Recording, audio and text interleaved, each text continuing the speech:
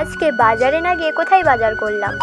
রাধে রাধে, হরে কৃষ্ণ বন্ধুরা, welcome back to my channel. তোমরা সকলে কেমন আছো? আশা করছি তোমরা সকলে খুবই ভালো আছো। তো একটু প্রবলেম হয়ে গিয়েছিলো, কারণ আমি অনেক বেলাতে গিয়েছিলাম বাজার, তখনকে গেলে হয়তো অনেক কিছুই থাকবে না।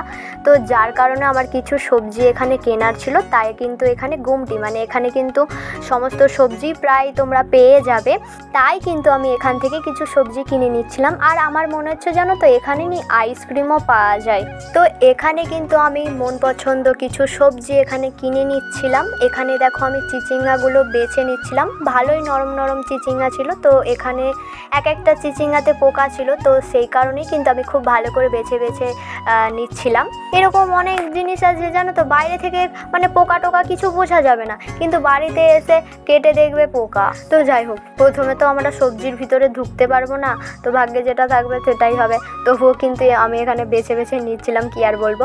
তোমাদেরকে তো আমি বলেইছিলাম যে আমার বাজার করতে খুবই ভালো লাগে। আর এমনকি জানো তো, আমার না বাজারে কিছু বিক্রি করা বলো, এইগুলো না প্রচুর ইচ্ছা হয় যে কোনো কিছু বিক্রি করব।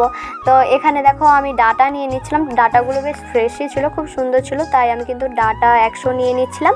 আর এখানে টমেটোমও কিন্তু আমি 250 নিয়ে নিচ্ছিলাম।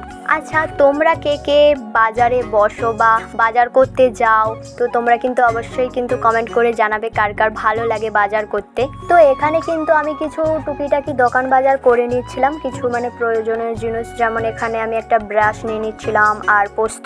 তো সবাই ভালো থাকবে, আজকের মতো টাটা।